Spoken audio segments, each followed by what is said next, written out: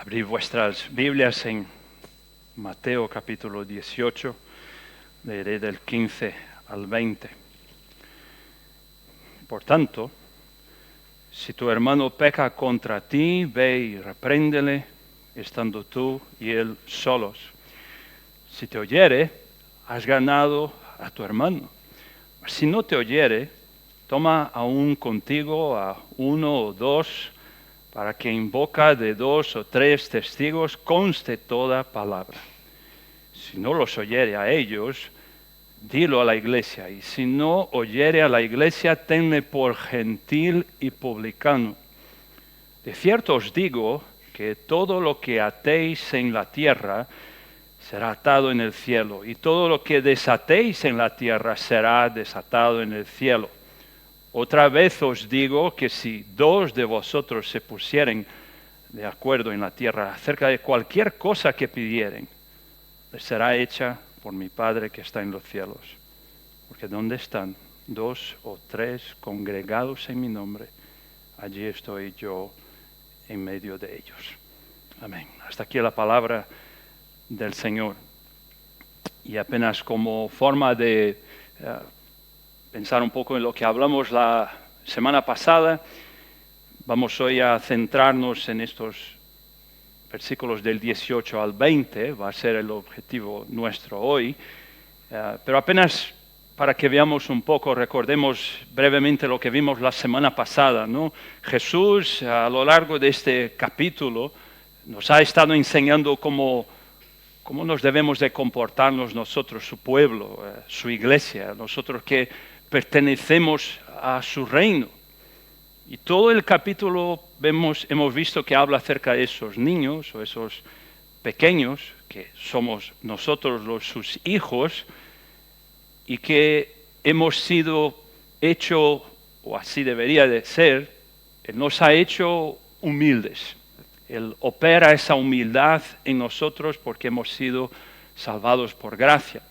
Vimos también que es en ese contexto de humildad, ese cuidado y restauración que Dios ha tenido como nuestro Padre con nosotros, que Él pues nos habla a lo largo del capítulo que debemos también, al llegar a nuestro pasaje, a tratar del hermano que a lo mejor se descarría. Y a lo largo del capítulo hay advertencias como contra hacer tropezar a los pequeños, y por último vimos ahí también que se nos dice la parábola de la oveja perdida, y ahí está cómo es el corazón del padre que va detrás de esa oveja descarriada. Y en este contexto es cuando Jesús va a dar estas enseñanzas de cómo debemos de tratar con el pecado que hay en nuestro medio, y que hasta que el Señor vuelva será una realidad. No hay cómo escapar de eso. Tendremos que tratar del pecado y claro, tratamos del pecado tratando del pecador. Por eso habla acerca de cómo Dios disciplina a aquellos que Él ama, y Él hace eso, esa disciplina que tiene que haber en la iglesia es para justamente protegernos, para purificarnos, para preservar esa santidad, esa santificación que Él mismo opera en nosotros por medio de su Espíritu. Y lo vimos, ¿no? Jesús nos da unos pasos que nos dimos cuenta, creo que no son difíciles de entender, lo difícil es ponerlo en práctica, ¿no? Pero vimos que el primer paso es una corrección así privada de uno a uno, que uno va en búsqueda de esa persona que le ha herido, que ha pecado contra ti. En un segundo paso, pues ya hay ahí una confrontación con testigos. Vimos un tercer paso donde ya eso se va poniendo más serio y se lo comunica a toda la iglesia para que todos entonces vayan detrás de ese hermano o esa hermana para que haya un arrepentimiento en él o ella. Y si llega a eso, sería un cuarto paso ya para, si hay endurecimiento de parte de ese que ha pecado, pues no queda más que, hemos visto, tratarle como un incrédulo. Muy triste, pero a veces sucede. Incluso hoy veremos más adelante ejemplos de eso en el Nuevo Testamento. De manera que ahora, en esta segunda parte, veremos estos estos versículos del 18 al 20, y quisiera que pusierais vuestra mirada en el versículo 20, porque si os acordáis, en parte el motivo por el que he escogido este pasaje tiene que ver con mis errores de interpretación en el pasado, cómo yo los aprendí errado y yo los enseñé errado.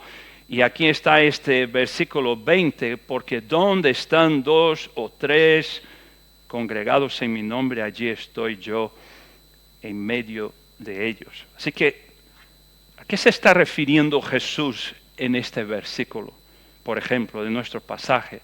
Yo creo que con lo que vimos la vez anterior, creo que ya tenemos las bases para poder entenderlo mejor o bien, ¿no? Vemos que este versículo no cae ahí, no es aislado, no aparece de la nada, no es como esas galletitas chinas de la suerte, ¿no? Que uno las rompe y las saca y que uno vaya ahí como cuando haga falta y uno quiera apropiarse de una promesa aislada, porque ese versículo está ahí haciendo parte de un párrafo, de una unidad, está en un capítulo, está en este libro que hace parte de la Biblia como un todo.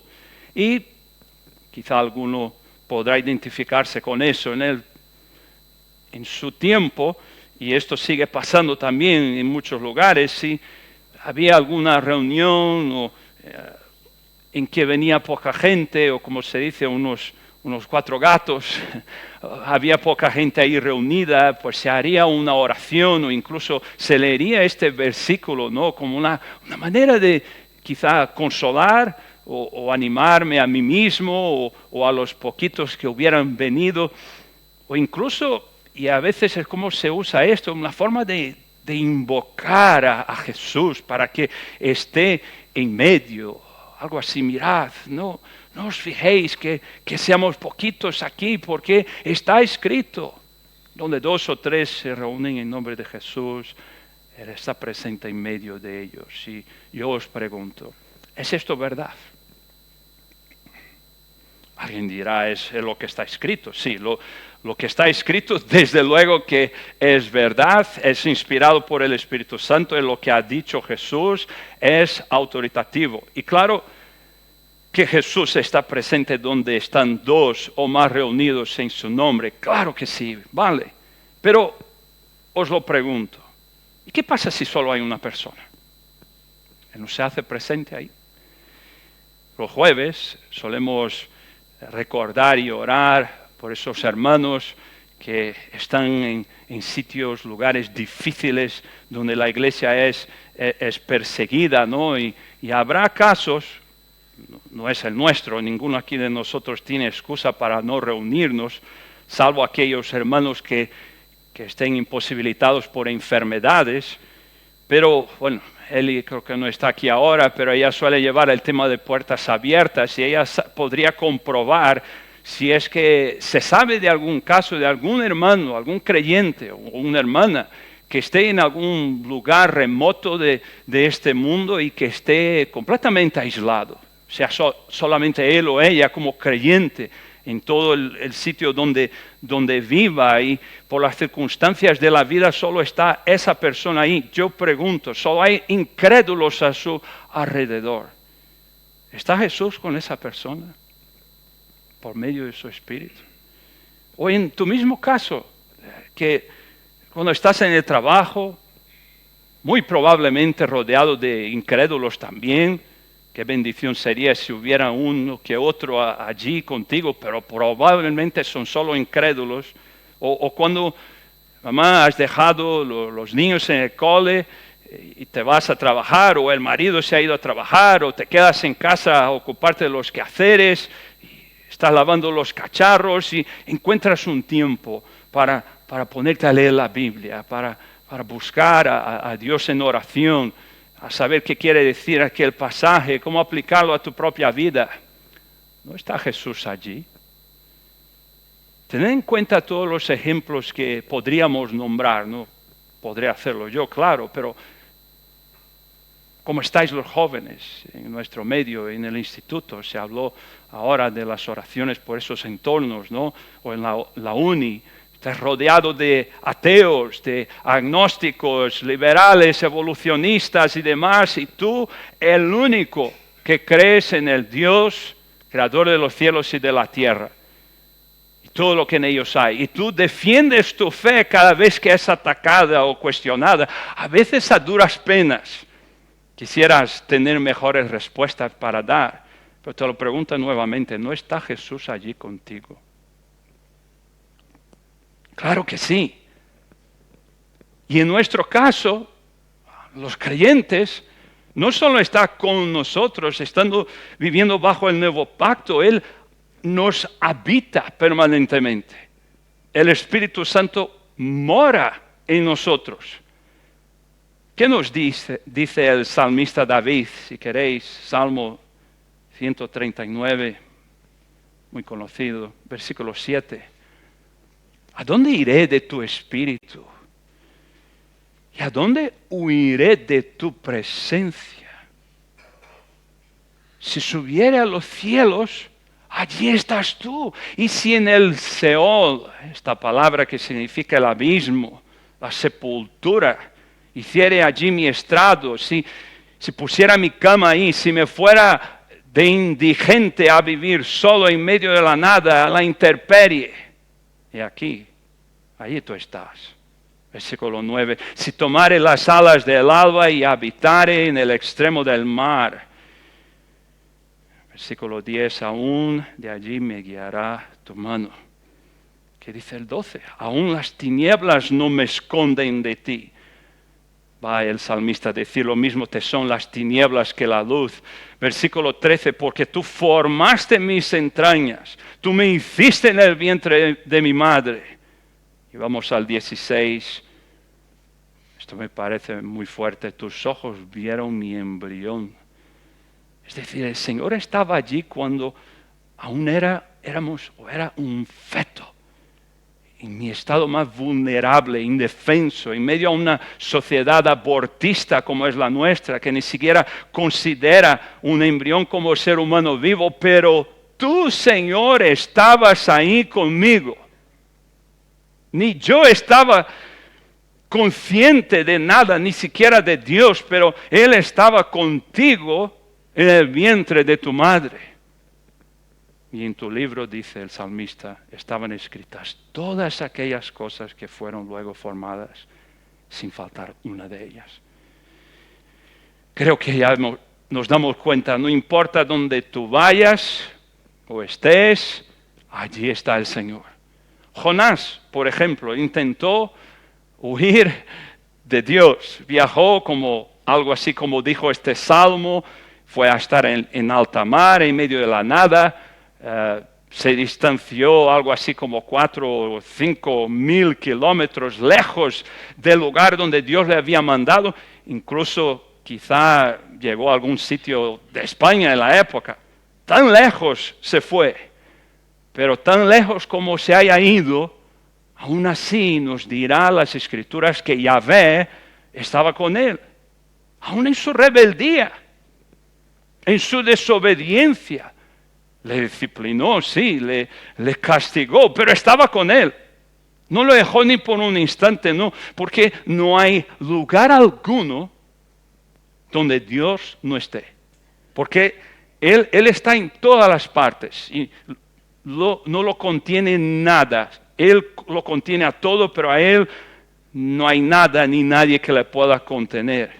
Podríamos hablar de Elías, el gran profeta Elías, que por medio de él hizo el Señor caer fuego del cielo delante de todo Israel, y todo el mundo pudo constatar que solo hay un Dios que es Yahvé, ahí con los profetas de Baal, pero que luego, por la amenaza de una mujer, yo intento imaginarme lo terrible y asustadora que sería esta mujer. Será como esos movimientos feministas de hoy en día, no sé, pero yo desesperado,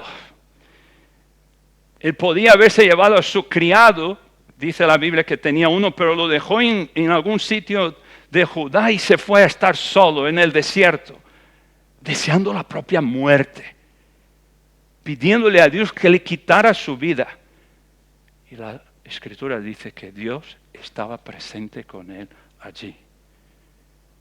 Si nos pensamos también en el Antiguo Testamento, podemos pensar en hombres como Juan, que escribió el Apocalipsis estando en exilio en la isla de Patmos, prisionero, aislado, creo, de todos los demás creyentes. ¿Estuvo Jesús con él? Y vaya si estuvo. El Espíritu Santo ahí le inspiró a que escribiera el Apocalipsis. Claro que sí. Iré un poco más lejos. ¿Y qué hay del infierno? ¿Qué tiene que ver el infierno con esto? Ya he oído predicadores y esos memes que viralizan por las redes, algo que decía, lo más, hay que poner una voz así, ¿no? Lo más asustador y horrible acerca del infierno. Y decían, es que Dios no está allí. Mentira. ¿Qué nos dice Apocalipsis?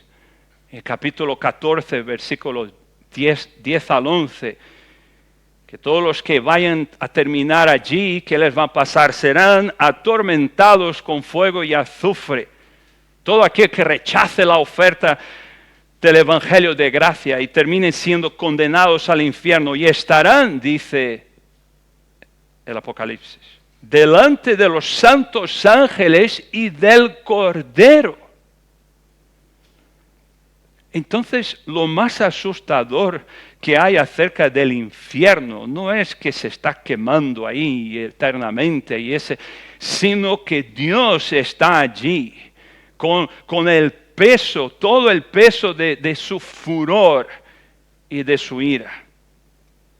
Y aquí aprovecho, habiendo hablado del infierno, para decirte a ti que estés oyendo estas cosas y estés intentando a tu manera huir del Señor, viviendo a tu manera, pensando, bueno, más adelante voy a dedicarme más a estas cosas. Por ahora vengo de vez en cuando a la iglesia o incluso regularmente. Quizá eso me va a garantizar la entrada al reino, que escape del infierno. El hecho de que tú estés aquí una que otra vez o aunque sea regularmente nunca te dará derecho a la salvación.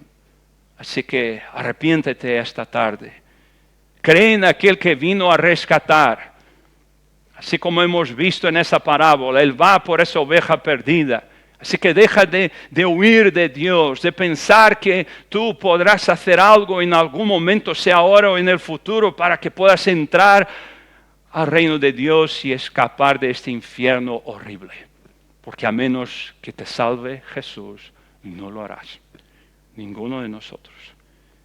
Ya para nosotros los salvos, es muy reconfortante la seguridad que tenemos en las palabras, las últimas que nos dejó Jesús en Mateo 28, 20. Él nos dijo y nos prometió, he aquí que estaré con vosotros todos los días, hasta la consumación del siglo.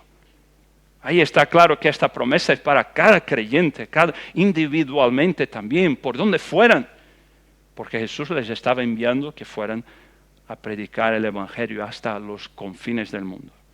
Así que, ¿qué querrá decir lo de donde dos o más estén reunidos en mi nombre? Yo doy gracias a Dios porque me esté dando la oportunidad de poder cursar el seminario William Carey, porque esto me está ayudando mucho a entender la Escritura a partir del texto bíblico y no a partir de ideas que hayan sido inculcadas. Y yo espero, y en parte eso se nos enseña allí en el seminario, que podamos compartir lo que hemos estado aprendiendo, porque después de todo es para servir, no es para estar recibiendo informaciones y volverse listo y saber dónde está todo en la Biblia, sino para que podamos ayudaros los unos a los otros, cada uno, ¿no?, edificándose los unos a los otros. Y yo voy a usar unas 3 palabritas teológicas y es lo único que voy a usar de eso hoy. Así que tened paciencia, pero yo creo que va a ayudar. Y hay una cita de Spurgeon que él dice algo así: predicar el Evangelio es como un mendigo diciéndole a otro mendigo dónde encontrar pan. Así que permitid que este pobre, miserable mendigo podamos juntos ir y encontrar algo de pan espiritual en estas palabras. Esta fuente interminable de vida eterna que es la Escritura. Y la asignatura que nos está tocando estas semanas, no creo que esté por ahí Jonathan, pero él también esta semana nos ha tocado examen, y se llama la hermenéutica. ¿La herme quién? Es la primera cosa que viene a la mente, ¿no? Es una palabrita rara, ahí medio que asustadora, pero si uno entiende qué quiere decir, no es tan asustador. Es simplemente el arte de interpretar. Y en este caso, la Biblia. Sea para bien o para mal, sea correcta o incorrectamente. Y todos nosotros somos hermeneutas. Sí, sería la palabra. Somos intérpretes. Cuando tú vas al texto bíblico, tú lo que estás haciendo es interpretarlo. Tú estás diciendo, esto quiere decir esto. O creo que esto quiere decir lo otro. Y es ahí donde vienen estas otras 2 palabritas también. Son griegas que me han ayudado un montón y suenan iguales las 2, pero quieren decir cosas distintas, como es la exégesis y la eisegesis. Estas 2 palabras de cierta forma han cambiado mi vida y yo creo que después que la mayoría aquí ya sabe, claro, pero si no, ¿qué quiere decir eso? Exégesis. Exégesis viene del griego que para sacar para afuera, hablando de la Biblia, sacar para afuera de dentro lo que está aquí. Lo que está contenido en las Escrituras lo queremos extraer para afuera. Y exégesis viene a ser lo otro, es que yo me traigo mis ideas de fuera, aquello que yo pienso, lo que yo siento, lo que me han enseñado a lo largo de mi vida, sea lo que sea, y yo los quiero meter a la Biblia. Y quiero que la Biblia diga lo que yo pienso. Yo creo que podemos darnos cuenta que es así como surgen las herejías, las sectas, toda clase de falsas enseñanzas y religiones cuyos líderes y maestros van a afirmar que lo que creen está en la Biblia. Porque sacando versículos de la Biblia aislados de su contexto podemos hacer que la Biblia diga lo que queramos. Y creo que queda claro aquí para nosotros los que amamos al Señor y su palabra, que más bien nunca debiéramos hacer lo segundo, sino lo primero. Querer saber qué nos dice el texto. Queremos saber lo que dijo Dios en su palabra y no lo que siento, o lo que pienso, o lo que dijo alguien que me dijo que alguien se lo dijo. Esto es muy importante porque en estos versículos 18, 19 y 20 quizá están algunas de las grandes herejías que se enseñan y se practican por ahí afuera. No, aquí gracias al Señor. Y un último principio y vamos a ese texto que tenemos que tener en mente. Tenemos que tener en cuenta que cualquier pasaje bíblico, este o cualquier otro de la Biblia, jamás querrá decir para nosotros lo que no quiso decir para los oyentes o los lectores originales. A esto quiso decir esto para ellos, para nosotros tiene un significado distinto. No. Puede que haya aplicaciones distintas o para nuestros tiempos, pero la palabra de Dios es la misma. Todos los que estuvimos ahí en Pasión por el Evangelio hemos podido oír pues esas ponencias que han hablado muy, muy bien al respecto. Entonces, y teniendo en mente esto, y también lo que dice el apóstol Pablo en 1 Corintios 4, 6, él nos dice que debemos de aprender a nunca ir más allá, a no sobrepasar lo que está escrito, para que nosotros no nos volvamos arrogantes, a favor del uno contra el otro. Así que leamos el versículo 18. De cierto os digo que todo lo que atéis en la tierra será atado en el cielo, y todo lo que desatéis en la tierra será desatado en el cielo. Este versículo es muy deturpado en movimientos locos que hay por ahí, antibíblicos. A veces se les llama ministerios de liberación, de batalla espiritual. Y ellos van a veces al extremo de decir incluso que este pasaje significa que el creyente tiene poder para atar y desatar cosas. Es decir, problemas, la miseria o incluso al diablo. Hay muchos que piensan y afirman que tienen el poder para atar o amarrar a los demonios para que no puedan actuar más en su vida. Y van por ahí diciendo, te reprendo Satanás, te reprendo enfermedad, miseria o lo que sea. Hay un predicador que infelizmente falleció hace poco, que al denunciar estos movimientos, él hace una broma, ¿no? Él dice, quisiera saber, vosotros los que tenéis poder para atar al diablo, ¿por qué lo estáis desatando? Si lo atáis ahora y a la semana siguiente ya está suelto el desgraciado, dejadlo atado, por favor. Pero este pasaje no habla acerca de esto, de manera alguna. Lo cierto es que ninguno de nosotros tiene autoridad para atarle al diablo ni a sus demonios, sino solo Dios. En la epístola de Judas, no el Iscariote, claro, está escrito que ni siquiera el arcángel Miguel, dice, se atrevió a proferir juicio de maldición contra el diablo, sino que dijo, el Señor te reprenda. Entonces, ¿qué quiere decir lo de atar y desatar? Estas dos palabras eran expresiones legales que utilizaban los maestros de la ley judía. Tenía que ver con declarar prácticas o acciones o actitudes como prohibidas o permitidas bajo la luz de Dios, o sea, de las Escrituras, también para excluir o incluir. Y en el contexto, yo creo que queda claro el significado. Por lo que vimos la vez anterior, siempre y cuando la iglesia local siga fielmente las instrucciones o los pasos que hemos visto en este pasaje, los versículos 15 al 17, con respecto a la disciplina en su iglesia y a cómo tratar del pecado en nuestro medio, claro, el liderazgo en oración juntamente con toda la iglesia. Se está buscando como iglesia que todo sea hecho conforme a la palabra, el, digamos, veredicto, por decirlo así, o la decisión que tome la iglesia como congregación va a estar en armonía con la voluntad revelada de Dios.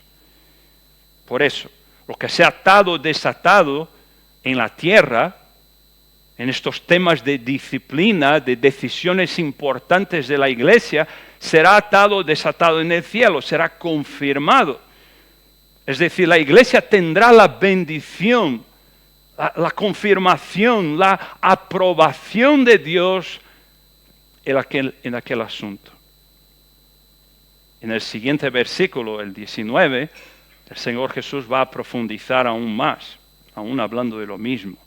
Otra vez os digo que si dos de vosotros se pusieren de acuerdo en la tierra acerca de cualquier cosa que pidieren, les será hecho por mi Padre que está en los cielos. Aquí es una racha de versículos que se sacan de su contexto. Este es otro. Hay esos sitios donde pues cogen ese versículo, bueno, es como una fórmula mágica, basta con que tengamos dos o más, vamos ahora a orar juntos, concordemos en oración, pongámonos de acuerdo aquí en la tierra acerca de algo que queremos. De hecho, lo dijo Jesús, cualquier cosa, y Dios lo hará. Así que dame la mano, luego está esto, tiene que ser cogidos de la mano, que si no, no funciona, no sé por qué. Tiene que haber un toque, según ellos. Pidamos cualquier cosa y el cielo se abrirá. Todo lo que determinemos se cumplirá, sea la sanidad, la prosperidad, las conversiones, bendiciones en la familia y por ahí va. Pero aquí otra vez volvemos a algo que hemos dicho. Este pasaje, ningún pasaje de la Biblia es una galletita china de la suerte, para que uno lo saca cuando haga falta, quitando estos versículos y que consiga lo que yo quiera. Y recordemos que todas estas afirmaciones de Jesús están inseridas en un contexto de disciplina de la iglesia. ¿Qué dice justo al inicio del versículo? Ahí la primera parte. Otra vez os digo. Habría que ver a qué se refiere con otra vez. Porque si dice otra vez, es que está repitiendo algo. ¿Dónde en nuestro pasaje ha hablado Jesús de esto? Lo vimos la vez pasada, con detalles. El versículo 15. Por tanto, si tu hermano peca contra ti, vimos entonces el primer paso que habría que dar.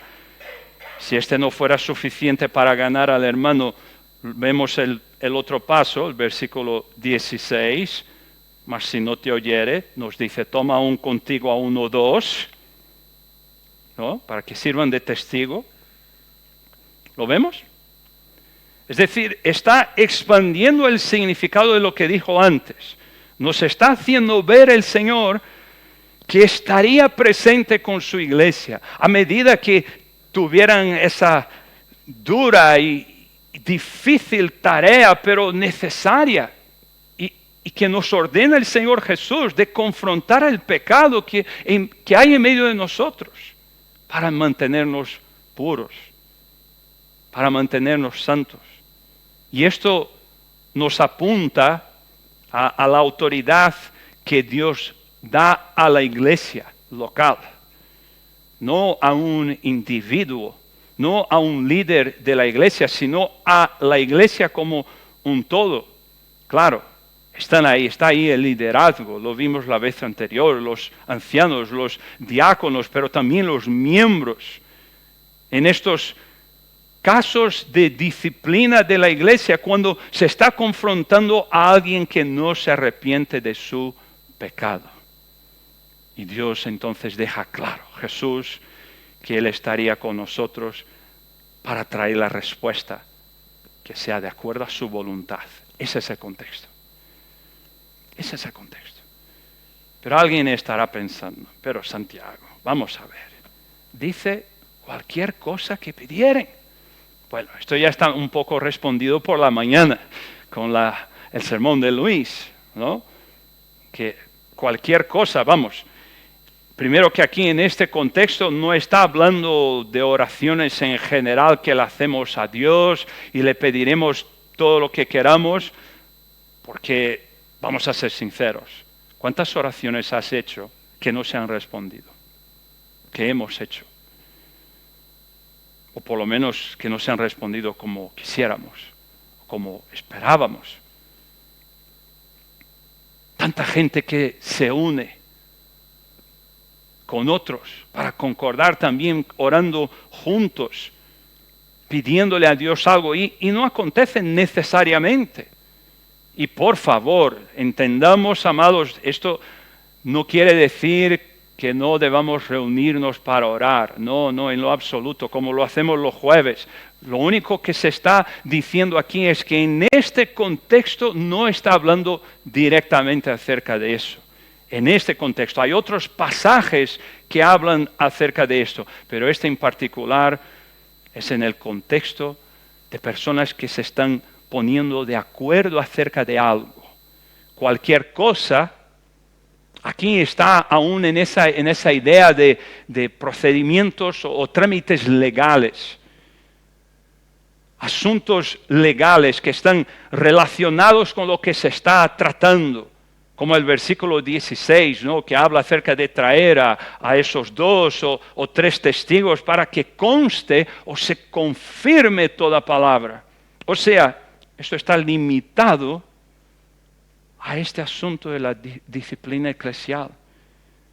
Cualquier cosa que pidamos tiene que ver con esos casos donde estamos siguiendo esos, podríamos decir, 4 pasos que vimos la vez anterior. Estamos pidiéndole al Señor que nos ayude a tomar una decisión difícil, que esté conforme a su voluntad, con la mirada siempre en qué, en la restauración de aquel hermano, de aquella hermana. Y luego la segunda parte del versículo 19 dice que si 2 de vosotros se pusieren de acuerdo en la tierra acerca de cualquier cosa que pidieren, termina diciendo, les será hecho por mi Padre que está en los cielos. Dios no está aquí abandonando su soberanía, dándonos una carta blanca para que rellenemos y pidamos lo que queramos y será hecho así sin más. Como si hubiera una fórmula mágica que le obliga a Dios a hacer lo que yo quiera. Con tal de que consiga a alguien, ¿no? Que esté de acuerdo conmigo y vayamos juntos. No es lo que está diciendo. Jesús no está, amados, renunciando a su soberanía, o Dios no está renunciando a su soberanía y dándole soberanía a nuestras oraciones.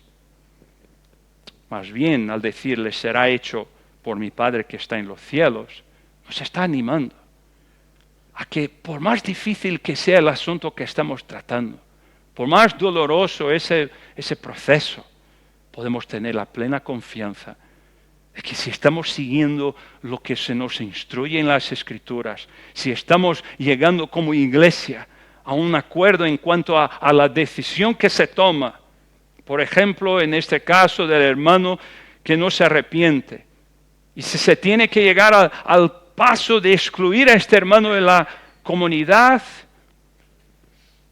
así como si la iglesia en algún momento también llega a la conclusión de que ha sido restaurado y se le puede recibir nuevamente a la iglesia y sea nuevamente recibido en la membresía, nosotros podremos tener la seguridad que tenemos la confirmación, la bendición de nuestro Padre que está en los cielos, porque hemos orado, hemos seguido su dirección.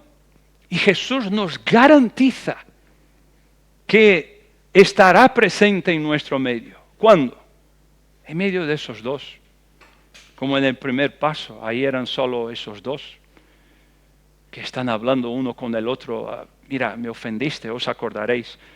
En medio a esos 2 o más en el segundo paso, con los testigos, o en medio de toda la iglesia reunida, el liderazgo y los demás miembros en su nombre, todos para hacer su voluntad.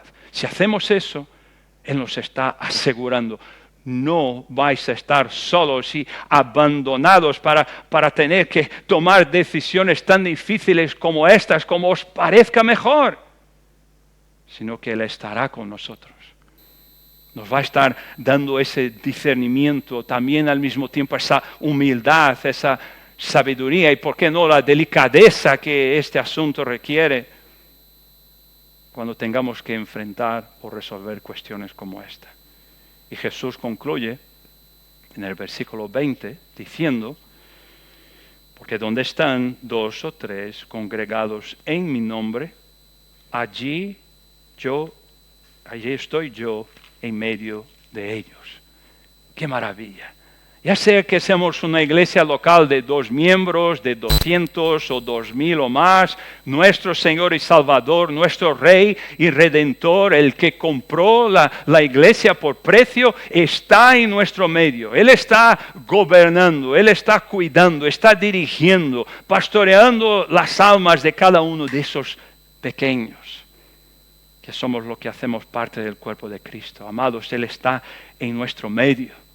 Siempre y cuando nos reunimos para tomar decisiones, sometiéndonos a su palabra, con humildad, como hemos visto, y también amor, conforme lo que se nos enseña en la Escritura, en este caso específico para tratar del hermano que peca contra nosotros.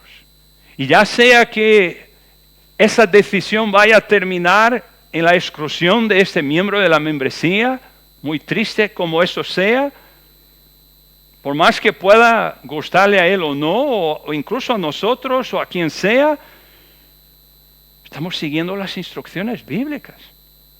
La Biblia está por encima de nuestra voluntad o lo que nos parezca mejor o lo que pensemos, lo que sintamos. Y incluso si después, aún después de ser excluido, si el Señor obra en él o en ella y esa persona vuelve arrepentida, le recibiremos para que sea restaurado a la comunión de los santos. El mismo Jesús garantiza que cuando la iglesia actúa en nombre de Jesús, conforme a su palabra, Él está presente.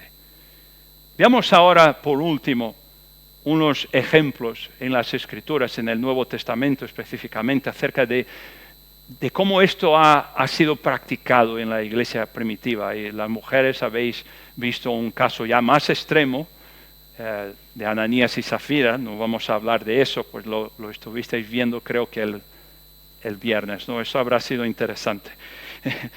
Pero vamos a ver rápidamente, no vamos a entrar en detalles, pero hay un caso que creo que también es famoso, ¿no?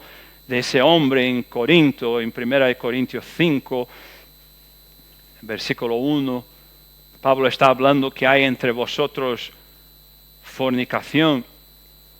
Y mirad que está hablando de un hombre en particular, pero dice que hay en vuestro medio, está incluyendo ahí la iglesia entera. Y tal fornicación que aún no se nombra entre los gentiles, que alguno se acueste con la madre de su padre. Imaginémonos eso.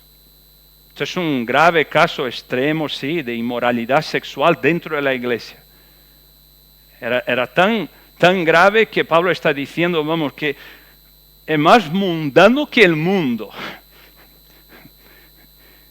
Y la iglesia, en lugar de lamentarse, en lugar de hacer algo al respecto, ellos ya sabían lo que había enseñado Jesús y Pablo ya les habría enseñado una que otra vez.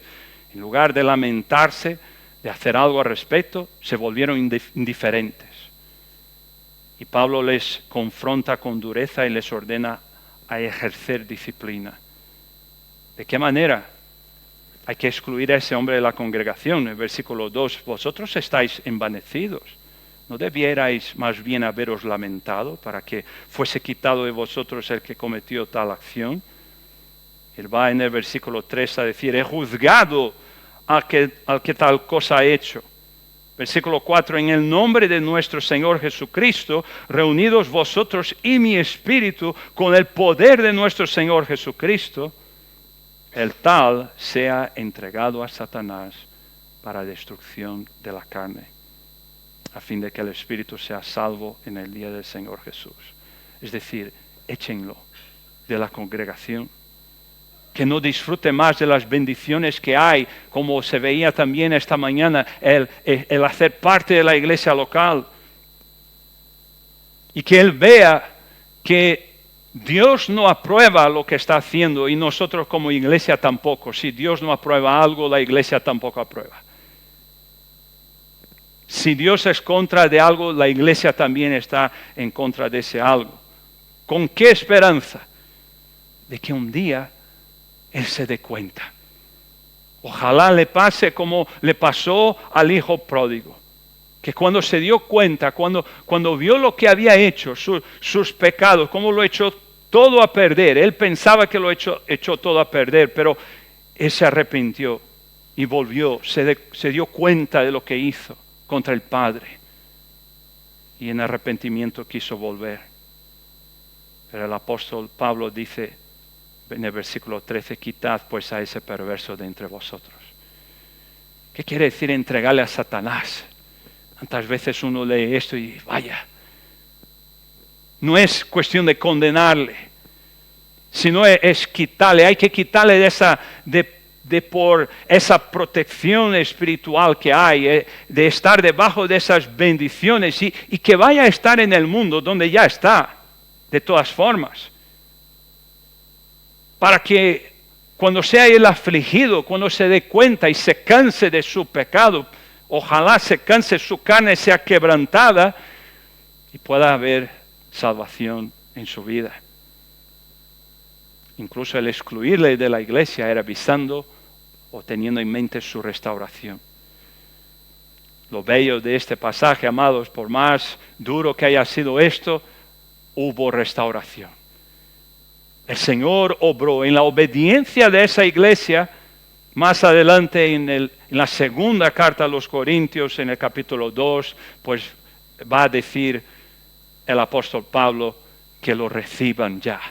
Yo ya no lo condeno o no lo juzgo más, recibidlo ya, ha aprendido la lección, por decirlo así. Cuando alguien se arrepiente sinceramente, es nuestro deber como iglesia recibirle. De la misma manera como se siguieron esos pasos, si hay arrepentimiento, el único que tiene derecho de decirle a alguien que no hay más esperanza para ti es el Señor. Y si Él le ha perdonado, ¿quiénes somos nosotros para no hacerlo? Luego está este otro caso, en 1 Timoteo 1:19. Himeneo y Alejandro, manteniendo la fe y buena conciencia, desechando la cual naufragaron en cuanto a la fe algunos. Y luego menciona el apóstol a estos dos, a quienes otra vez entregué a Satanás. ¿Para qué? Para que aprendan a no blasfemar. No es para que vayan al infierno. No es para que les vaya mal y sufran y terminen condenados. No, es para que aprendan. Estos dos hombres habían estado ahí en la congregación, en la comunidad cristiana, entre los creyentes, pero se desviaron de la verdad. En este caso, no sería por algo moral, no era como lo que vimos antes, era una cuestión de doctrinas que distorsionaban el Evangelio y empezaron a hablar estas cosas erradas, antibíblicas.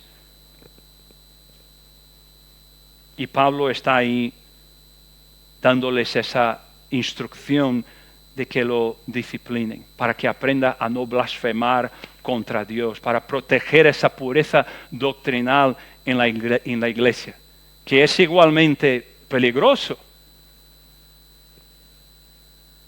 Los miembros ahí estaban corriendo el riesgo de ser desviados. ¿Cuánta gente no se habrá desviado por culpa de estos dos?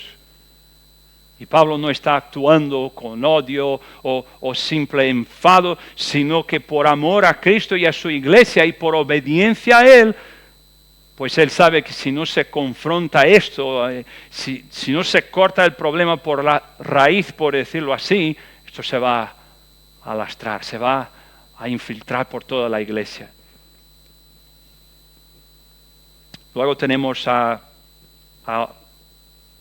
en Filipenses, capítulo 4, y es el último ejemplo, unas dos mujeres llamadas Evodia y Síntique, 4:2-3, Pablo escribe diciendo: ruego a Evodia y a Síntique que sean de un mismo sentir en el Señor. Asimismo te ruego también a ti, compañero fiel. No he podido lograr saber quién es ese compañero fiel, los comentaristas tampoco, así que imaginaros yo.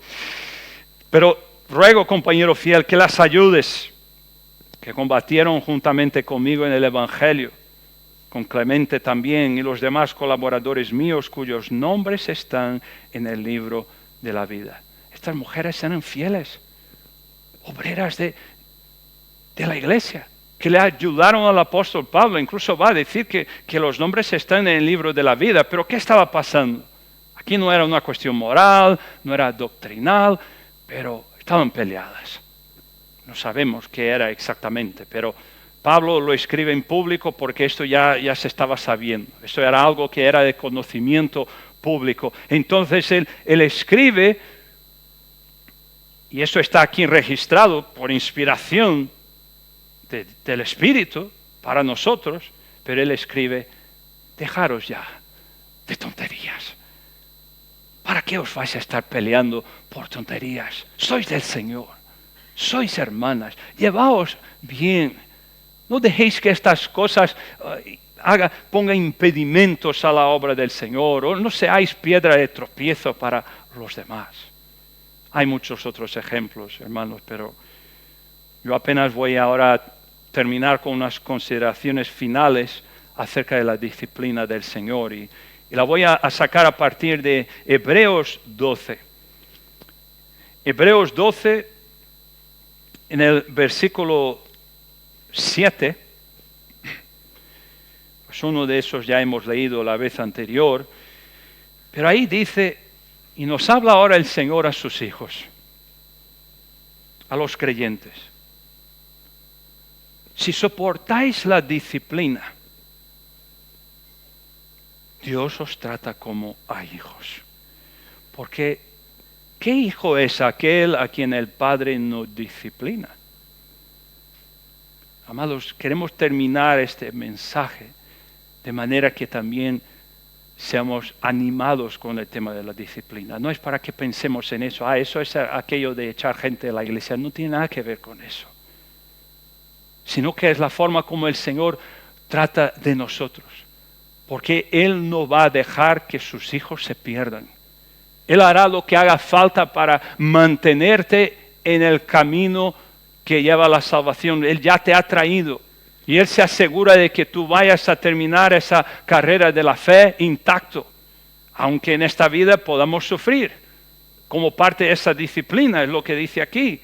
Pero si se os deja sin disciplina, de la cual todos han sido participantes, en otras palabras, todos vosotros habéis recibido disciplina, pero si se os dejase sin disciplina, no lo digo yo, está aquí, entonces sois bastardos, no hijos. Es decir, si estoy muy a gusto en la vida, hago lo que me da la gana y parece ser que todo me va bien, no tengo contratiempos, consigo todo lo que quiero todo el instante, entonces es motivo para preocuparme. Si es mi caso, es motivo para que me preocupe de mí. Si es tu caso, es motivo de que estés preocupado contigo mismo. ¿Qué estará pasando? Que estás yendo a tu aire. Que Dios no te corrige. Que Dios no te muestra lo que estás haciendo mal. Por otra parte, tuvimos a nuestros padres terrenales que nos disciplinaban y nosotros los venerábamos, los respetábamos. ¿Por qué no obedeceremos mucho mejor al Padre de los Espíritus y viviremos? Y aquellos, nuestros padres, ciertamente por pocos días nos disciplinaban como a ellos les parecía. No eran perfectos, hacían lo mejor que podían, pero nuestro Padre Celestial, para lo que nos es provechoso, para que participemos de su santidad. Es verdad que ninguna disciplina al presente parece ser causa de gozo, sino de tristeza. No he visto a nadie que cuando esté siendo disciplinado esté dando glorias a Dios. Yo no he llegado a eso aún, quizá alguno de vosotros ya estáis ahí, pero uno en el momento quizá le fastidia, ¿no? Y uno se enfada y uno no quiere verlo, pero si uno es hijo de Dios, el Espíritu nos va a quebrantar y uno se va a dar cuenta y eso va a producir, aunque en ese momento sea motivo de tristeza, pero después de fruto apacible, es decir, de paz, de justicia a aquellos que en ella han sido ejercitados. Así que, amados, que sigamos siendo una iglesia que ama la verdad, que vive en la luz de la Escritura del Evangelio y que por eso confronta el pecado con humildad, sí, y que abraza también con ternura al que se arrepiente. Que el Señor nos dé corazones que sean sensibles, un amor genuino, un discernimiento espiritual para que vivamos como el cuerpo santo puro y fiel que el Señor nos ha comprado para que seamos fiel a Él, y que toda y cualquier disciplina que tengamos que ejercer, siguiendo las Escrituras, y la que tengamos que sufrir, sea siempre con el propósito de glorificar a Cristo, y que podamos reflejar entre nosotros y especialmente a esta sociedad corrupta y caída a nuestro alrededor, que ellos vean la gracia con la que el Señor nos ha rescatado y seamos de ejemplos para todos ellos. Amén.